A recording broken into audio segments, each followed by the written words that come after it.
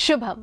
चलिए शुभारंभ करते हैं दिशा चैनल की खास पेशकश शुभ समाचार की इस कड़ी का। मैं हूं कृतिका। भारत माता के जयकारे के घोष के साथ भ्रष्टाचार के खिलाफ अन्ना हजारे ने 97 घंटे से ज्यादा का उपवास खत्म कर दिया। आजाद भारत के इतिहास का ये अनूठा पल है जब जनता ने जनता के लिए जन लोकपाल विधेयक की रचना का बीड़ा उठाया है। अन्ना ने जन लोकपाल विधेयक पर सरकार की रजामंदी को देश की जनता की जीत करार दिया है। अन्ना का कहना है कि ये दूसरी आजादी की लड़ाई की शुरुआत भर है, आगे अभी लंबा सफर तय करना बाकी है। ये वर्ल्ड कप से बड़ी जीत है। बताइए, सरकार हिली या जनता? एक स्वर में आसमान गुंजायमान हो उठा। ये केवल अन्ना की जीत नहीं, बल्कि देश को भ्रष्टाचार मुक्त करने के लिए बढ़े एक एक हाथ की जीत है। जन लोकपाल विधेयक कानून की मांग को लेकर पिछले 4 दिनों से आमरण अनशन पर बैठे अन्ना हजारे ने सरकारी आदेश की कॉपी मिलने के बाद अपना अनशन तोड़ दिया। लेकिन इस पूरे आंदोलन में अन्ना ने लोकतंत्र के चौथे स्तंभ यानी मीडिया की भूमिका को सराहनीय बताया है। अन्ना का कहना है कि अगर 15 अगस्त तक सरकार ने लोकपाल विधेयक पारित नहीं किया तो आंदोलन फिर से शुरू होगा। पहले संघर्ष है मसौदा पूरा होने तक, दूसरा संघर्ष है मसौदा बनने के बाद मंत्रिमंडल के सामने ये जो ड्रॉप आएगा तो मंत्रिमंडल ने उनको मान्यता देने के लिए जरूरत पड़े तो फिर से हम आंदोलन की तैयारी करें। प्रस्तावित लोकपाल विधेयक का स्वरूप तय करने के लिए एक संयुक्त समिति के गठन पर सरकार और सामाजिक कार्यकर्ताओं के बीच सहमति बन गई है। इस सहमति में 10 सदस्य होंगे जो जन लोकपाल विधेयक का स्वरूप तय करेंगे, जिसमें 5 केंद्रीय मंत्री सरकार की ओर से और साथ ही अन्ना हजारे समेत 5 ही गणमान्य जनता की ओर से इस विधेयक का स्वरूप तय करेंगे। वित्त मंत्री प्रणब मुखर्जी इस समिति के अध्यक्ष होंगे। साथ ही जनता की ओर से पूर्व कानून मंत्री शांति भूषण इसके सह अध्यक्ष होंगे। इस आंदोलन ने भारतीय राजनीति के विरोध के तरीके को बदल कर ही रख दिया। पूरे 4 दिन में बिना चक्का जाम किए, बाजार बंद कराए या तोड़फोड़ किए, आम लोगों ने अपनी ख्वाहिशों को आवाज दी। लोकपाल विधेयक को लेकर लिया गया अन्ना का संकल्प आखिरकार रंग ले ही आया। भ्रष्टाचार के खिलाफ हुई इस जंग में जहां जनता जनार्दन के रूप में दिखी, वहीं सरकार बेबस। यही भारतीय लोकतंत्र की खूबसूरती है। नई दिल्ली से शुभ समाचार के लिए कैमरामैन पंकज गुप्ता के साथ मैं रवि यादव। और अब बात दिल्ली पुलिस की अपराधियों पर लगाम लगाने के लिए छेड़ी गई नई मुहिम की।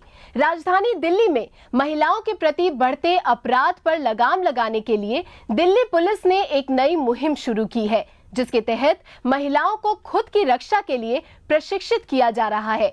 इसी पर देखिए हमारी एक खास रिपोर्ट। मोतीबाग के वुमेन सेल में इन दिनों लड़कियों और महिलाओं का मेला लगा हुआ है। ये महिलाएं यहाँ पर कोई अपराध की रिपोर्ट दर्ज कराने नहीं, बल्कि अपराधियों से लड़ने की ट्रेनिंग लेने आई हैं। इस कैंप में लड़कियां ही नहीं बल्कि महिलाएं भी बढ़ चढ़कर हिस्सा ले रही हैं, जहाँ महिलाओं को अकेले घर में रहने पर चोर से मुकाबला करने के गुर सिखाए जा रहे हैं। वहीं कॉलेज और ऑफिस जाने वाली लड़कियों को पेन, कॉपी और बैग के बल पर मनचलों से निपटने की ट्रेनिंग भी दी जा रही है। इस क्लास में जब हम आते हैं तो हमारे अंदर एक कॉन्फिडेंस आती है, लड़कों से कैसे भिड़ना है, कॉपी, पेन, बुक, बैग जो भी हमारे हाथ में होता है उससे कैसे मारना है, ये सब हमें यहाँ पे सिखाया जाता है। मेरे पति जॉब करते हैं, उनका जॉब टाइमिंग्स ऐसे हैं कि वो मॉर्निंग में जाके रात तक वापस आते हैं और मेरे बच्चे पढ़ने चले जाते हैं। तो दिन का जो टाइम हमारे पास होता है उसमें हम अकेले रहते हैं और कोई भी आदमी हमारे घर में आ जाता है या हमें डोर खुलवा के अंदर आता है तो हमें कम से कम ये है कि हम अपनी सुरक्षा कर सकें। हमें अपने में आत्मविश्वास जागृत हुआ है ये ट्रेनिंग लेने के बाद कि हम अपने लिए अपने आप को अपने आप भी सुरक्षित कर सकते हैं। इन्हें मनचलों से निपटने का प्रशिक्षण दे रहे हैं एएसआई सावित्री गुलिया। वो कहती हैं, अपराध के विरुद्ध जज्बा पैदा करना बहुत महत्वपूर्ण है। ये लड़कियां जो सीखती है इनके अंदर एक बड़ा अच्छा कॉन्फिडेंस आता है और जब ये शुरू में आई थी तब कुछ थी, आज आप लड़कियों से पूछ के देखते हो इनके अंदर कितना कॉन्फिडेंस लेवल बढ़ा है और ये अकेली आ जा सकती है, इनको डर नहीं लगेगा। महिलाओं का ये नया हुनर उम्मीद है कि अपराध और अपराधियों के लिए नहले पर तहला साबित होगा। शुभ समाचार के लिए रवि यादव। अब बहरे बच्चे भी सुन सकेंगे। जी हाँ, दिल्ली के एक डॉक्टर ने बच्चों के बहरेपन को ठीक करने का एक नायाब तरीका अपनाया है, जिससे बच्चों को बहरेपन से निजात मिल रही है। आइए आपको दिखाते हैं ये कैसे संभव हो रहा है। पेश है एक रिपोर्ट। माँ की गोद में बैठा देवेंद्र अपनी माँ की हर बात को समझ सकता है। कुछ दिन पूर्व ऐसा संभव नहीं था। इस तरह के कई ऐसे बच्चे हैं जिनके जन्मजात कॉकलिया खराब होने के कारण वो सुन नहीं सकते, और बच्चों की किलकारी घर के आंगन में न गूंजने के कारण माँ बाप के जीवन में मायूसी छा जाती है। मगर अब भारतीय डॉक्टरों ने विज्ञान की मदद से इसका इलाज ढूंढ निकाला है। इसके ऑपरेशन के बाद हमें लग रहा है कि मेरा बेटा बहुत अच्छे से ज़िंदगी जी सकेगा। अपने बड़े भाई की तरह ये भी उतना ही घर में हल्ला कर सकेगा। अपनी बातों से जिद करके मुझसे सारी बातें बुलवाएगा, मुझसे करवाएगा। ये नहीं कि बस इशारों से बातें करेगा। इसकी ज़िंदगी इशारों वाली हो जाती है अगर इसके कॉकलियर इम्प्लांट नहीं होता तो। दिल्ली के BLK सुपर स्पेशलिटी हॉस्पिटल के डॉक्टरों ने ऐसे बच्चों के दिमाग में चिप लगाकर सफल इलाज किया, जिसके बाद अब ये बच्चे आम बच्चों की तरह सुन सकते हैं।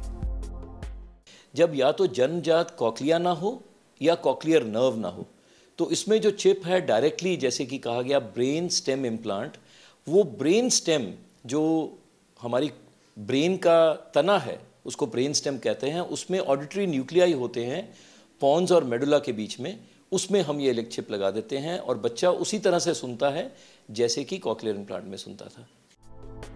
मनुष्य को सुनने के लिए कान में उपस्थित कॉकलिया मस्तिष्क के ब्रेन स्टेम को संदेश पहुंचाता है। इसके या इससे जुड़े नर्व के क्षतिग्रस्त होने के कारण ब्रेन स्टेम संदेश रिसीव नहीं कर पाता है। डॉक्टरों ने अब 2 इंच की एक ऐसी इलेक्ट्रोड चिप को ब्रेन स्टेम के साथ जोड़ा है जिससे बहरे बच्चे सुनने लगते हैं। स्टेम में चिप लगाने के बाद कान के बाहर छोटा सा माइक्रोफोन लगा दिया जाता है जो ध्वनि को चिप तक पहुंचाता है। इसके बाद बच्चों को कुछ दिन तक स्पीच प्रशिक्षण भी दिया जाता है, क्योंकि अधिकांश बच्चे बहरे होने के कारण गूंगे भी हो जाते हैं। ब्रेन हैंडलिंग होती है तो हम 2 महीने बाद उसका स्विच ऑन करते हैं और उस वक्त बच्चा जो है पहली बार जिंदगी में सुनने लगता है, और उसके बाद उसकी थेरेपी होती है, उसको बोलना सिखाया जाता है और उसको समझना सिखाया जाता है कि वो क्या सुन रहा है। भारतीय डॉक्टरों की इस नई इलाज विधि से देश के 60 लाख बहरे बच्चों की जिंदगी में बहार आने के साथ साथ उनके माता पिता के आंगन में भी खुशियों की किलकारी गूंजेगी। डॉक्टर हंस के इस प्रयास से जहां घरों के आंगन में गूंज रही हैं किलकारियां, वहीं इन बच्चों को मिल रही है नई जीवन की आशा। शुभ समाचार के लिए कैमरामैन अशोक के साथ मैं रवि यादव। कहते हैं एकता में बड़ी ताकत होती है। संगठित होकर किया गया प्रयास असंभव को भी संभव बना देता है।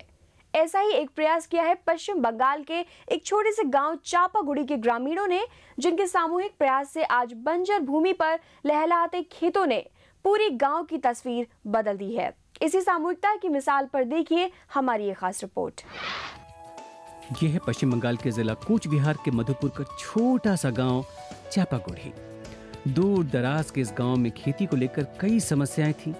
इस गांव से नदी ने रास्ता बदल लिया था और रेतीली जमीन खेती के लायक नहीं रह गई, जिससे किसान परेशान थे। रोजी रोटी का साधन हाथ से फिसलता जा रहा था। लेकिन गांव के परेश चंद सरकार और सोना अली मियां को पता था कि जमीन को कृषि वैज्ञानिकों की मदद से उपजाऊ बनाया जा सकता है। हमारे जाना छिलो राष्ट्रीय कृषि विकास योजना हमारे सहायता करते पारे एवं सेटा सत्य प्रमाणित हয়েছে। इस परेशानी से निजात पाने में ग्रामीणों की मदद की राष्ट्रीय कृषि विकास योजना ने। योजना का मकसद बंजर जमीन की मिट्टी की जांच परख कर उसे उपजाऊ बनाना है। गाँव वालों को जोश देखकर हमें खुशी हुई। हमने फैसला की कि राष्ट्रीय कृषि विकास योजना के अंदर उनको सहयोग किया जाएगा और हम सॉइल का भी बहुत काम यहाँ करेंगे, उनका सहयोगी भी करेंगे।